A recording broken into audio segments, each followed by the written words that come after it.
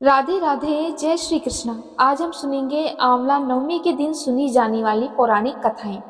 ऐसा माना जाता है कि सबसे पहले आंवला नवमी के दिन माता लक्ष्मी जी ने आंवले के वृक्ष की पूजा की थी और उसके नीचे भगवान विष्णु और भगवान शिव को भोजन कराया था। इसके विषय में पौराणिक कथा है। उसके अनुसार एक बार माता लक्ष्मी भ्रमण करने की इच्छा से धरती पर आई। धरती पर आकर उनके मन में इच्छा उत्पन्न हुई कि वे भगवान विष्णु और भगवान शिव की पूजा करें, किंतु दोनों की पूजा कैसे की जाए वह यह सोच ही रही थी कि उनके मन में एक विचार आया कि भगवान शिव को बेल बहुत प्रिय है और भगवान विष्णु को तुलसी अत्यंत प्रिय है। ऐसा विचार करके उन्होंने आंवले के वृक्ष को भगवान विष्णु और भगवान शिव की प्रतिमा स्थापित की और उनकी पूजा की। उनकी इस पूजा से भगवान शिव और भगवान विष्णु दोनों बहुत प्रसन्न हुए और उनके सामने प्रकट हुए। तब माँ लक्ष्मी जी ने उनको आंवले के वृक्ष के नीचे ही भोजन कराया और फिर स्वयं भोजन किया। मान्यता है कि तभी से आंवले के वृक्ष की पूजा और उसके नीचे बैठकर भोजन किया जाता है और ये परंपरा प्रारंभ हो गई। आंवला नवमी के दिन आंवले के पेड़ की पूजा करने से घर परिवार के सभी सदस्य स्वस्थ और निरोगी रहते हैं और सुख और सौभाग्य में वृद्धि होती है। धन समृद्धि में वृद्धि के साथ साथ सभी मनोकामनाएं पूर्ण होती हैं। आंवला नवमी व्रत विशेषकर महिलाओं द्वारा संतान प्राप्ति की कामना से किया जाता है, लेकिन कोई भी कुंवारी कन्या, कोई भी मनुष्य आंवला नवमी की पूजा कर सकता है। मान्यता है कि भगवान विष्णु, भगवान शिव और देवी लक्ष्मी का आशीर्वाद नियुक्त रहता है। आंवले के वृक्ष की पूजा विधि विधान से करनी चाहिए। आज की वीडियो में मैं आपको सुनाऊंगी कि आंवला नवमी के दिन सुनी जाने वाली 3 पौराणिक कथाएं। इनमें से पहली कथा के अनुसार एक आंवल नाम का राजा था जो रोज 1 मन सोने के आंवले दान किया करता था और बाद में भोजन करता था। एक दिन उसके बेटों की बहू ने सोचा कि रोज इतने आंवले का दान करेंगे तो सारा धन खत्म हो जाएगा, इसलिए इनका दान बंद कर देना चाहिए। फिर उसका पुत्र आया और राजा से बोला कि आप तो सारा धन लुटा देंगे, इसलिए आप आंवले का दान करना बंद कर दो। तब राजा और रानी एक जगह उजाड़ में जाकर बैठ गए। चूंकि वह आंवलों का दान नहीं कर सके, इसीलिए उन्होंने कुछ भी नहीं खाया। तब एक दिन भगवान ने सोचा कि अगर हमने इनका सत्य नहीं रखा तो दुनिया में हमें कोई नहीं मानेगा, हमें तो कोई भी नहीं पूजेगा। तब भगवान ने सपने में कहा कि तुम उठो और तुम्हारे पहले जैसी रसोई हो गई है और एक आंवले का वृक्ष लगा हुआ है। अब तुम पहले की भांति ही दान करो और जीम लो। तब राजा रानी ने उठकर देखा तो पहले जैसा राजपाट हो गया और सोने के आंवले वृक्ष पर फैले हुए थे। तब राजा रानी 1.25 मन आंवले का दान करने लगे। दूसरी तरफ बेटे और बहू के घर पर अन्न का अकाल पड़ गया। आसपास के लोगों ने कहा कि जंगल में एक कांवलिया राजा है, सो तुम वहां चलो तो तुम्हारा सब दुख दूर हो जाएगा।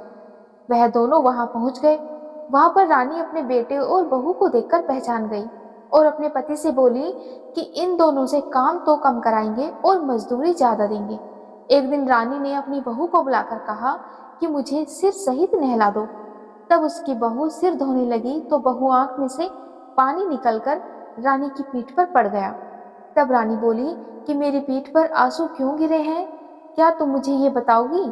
तो बहू बोली कि मेरी भी सासू की पीठ पर एक ऐसा ही मस्सा था और हमने उसे घर से निकाल दिया। वह 1 मन आंवले का रोज दान किया करते थे, तो हमने उन्हें भगा दिया। तब सासू माँ बोली कि हम ही तुम्हारे सास और ससुर हैं, तुमने हमें ही घर से निकाला था, परंतु भगवान ने हमारा सत रख लिया। हे भगवान, जैसा राजा रानी का सत रखा वैसा ही सबका रखना। कहते सुनते सारे परिवार का सत बोलो रखना। विष्णु भगवान की जय। अब सुनते हैं आंवला नवमी के दिन सुनी जाने वाली दूसरी कथा। इस कथा के अनुसार बहुत समय पहले एक सेठ था। वह हर साल आंवला नवमी के दिन आंवले के पेड़ के नीचे बैठकर ब्राह्मणों को खाना खिलाता था। इसके साथ ही वह उन्हें उपहार के रूप में सोना, चांदी आदि भी देता था, परंतु ये सब बातें उसके पुत्रों को कतई शोभा नहीं देती थी। ऐसे में उनका अपने पिता से काफी झगड़ा होता था।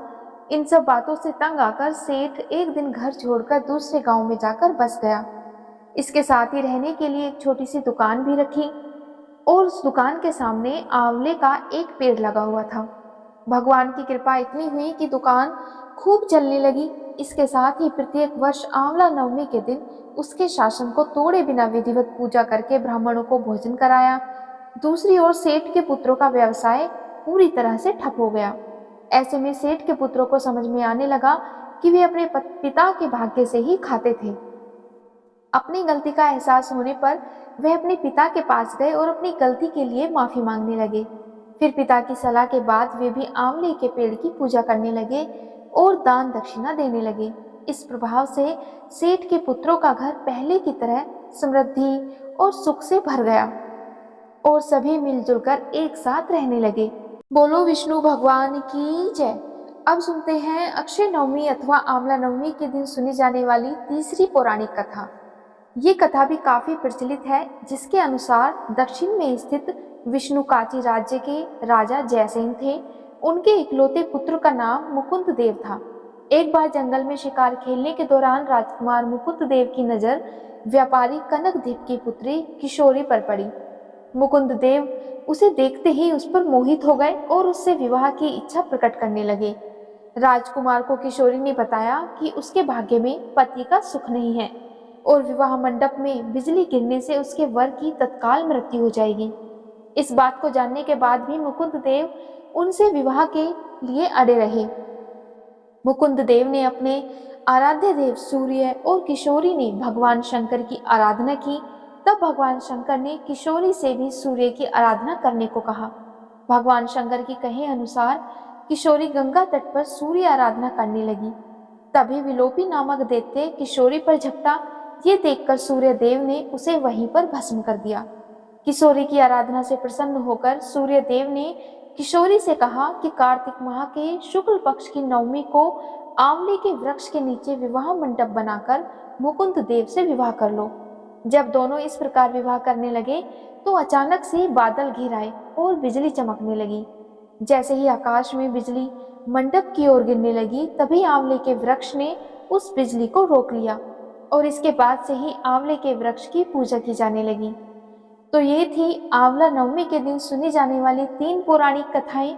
उम्मीद है आपको जरूर पसंद आई होगी। अगर आपको वीडियो पसंद आए तो वीडियो को लाइक और चैनल को सब्सक्राइब जरूर करिएगा। जय हरि विष्णु, जय राधे कृष्णा।